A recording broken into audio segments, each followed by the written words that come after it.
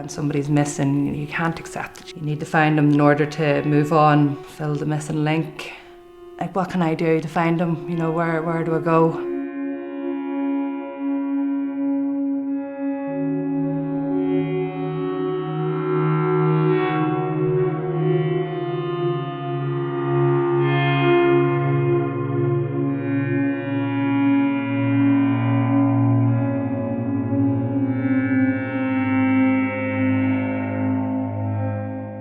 Remains had been found. We were completely lost, like waking up into your nightmare.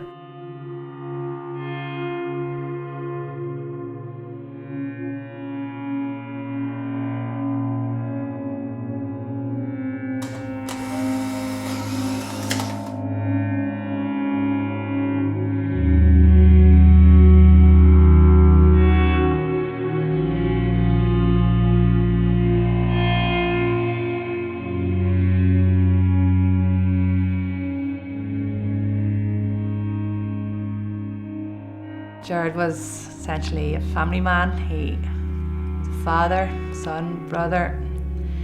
He was the eldest, he was the big brother. You know, he looked out for us.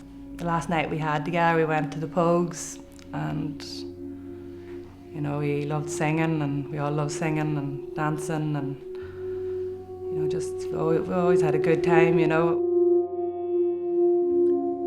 When did you first realise that Gerard was missing? Initially it was a letter that had arrived. My mum was trying to locate him. It all came back, nobody had seen him, and it was scary, you know, you feel like this isn't happening. But it was happening. We kept searching, it didn't stop, you know, trying to find ways and, you know, trying to, you know, get the media interested and doing appeals, and it's had a huge impact on our family, you know. When somebody dies, you have to accept it. So when somebody's missing, you can't accept it. You have to see, you need to find them in order to move on, fill the gap, fill the missing link. Since Gerard's went missing, I'm married, I have kids. That's when it hits you and you feel guilty, you know, like if you're going through a day and everything's fine, it'll just hit you like a ton of bricks, you know. I often think if it was me missing, Gerard would have me found. What do your family believe has happened? I think we all accept that Gerard's dead, but it's what happened to him. Where is he? I don't know what happened to Gerard. If I knew, we'd have him, but the majority of my family believe that Gerard was murdered, that he got mixed up, you know, with the wrong people, and the other scenario would be if Gerard had maybe committed suicide and that there was no foul play involved. We can't accept that. I can't accept that.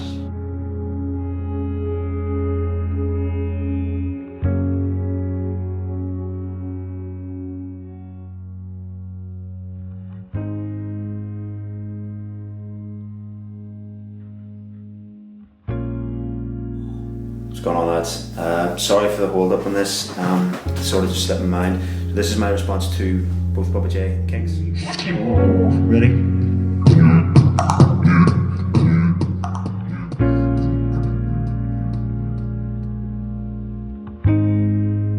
Whenever we were younger, Michael used to always make all different types of signs with his mouth, and then eventually sort of looked into this through the likes of beatboxers, and decided it was something that he really wanted to pursue. He actually ended up playing at some big music events. He would always know how to lift any situation and pick up everyone's mood.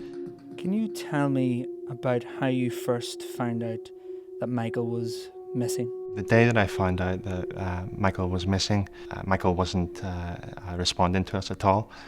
At that stage, it was completely out of his character, and that's what alarmed our family. After this point, we got in contact with the police. Through our mind, it could have been anything happened to him, so we were just very worried and in shock. The search was a massive scale. So it lasted for 22 days, the whole search.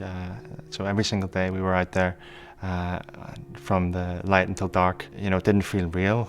When you'd wake up as well, it would be like waking up into your nightmare.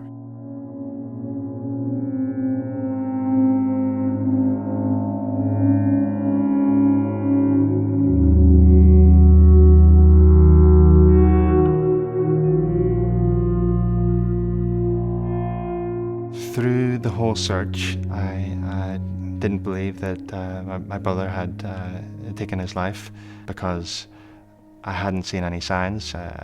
This goes to show you there's so many people that they can be walking past you any other day and you don't see the problems that they face inside. It's just made us a lot more aware of how much of an issue mental health is over here, and how sometimes you cannot tell it at all that somebody has a problem in their life. I miss him being around, his laughs and his smile, and just the whole character he was, just a friendly character that Michael was.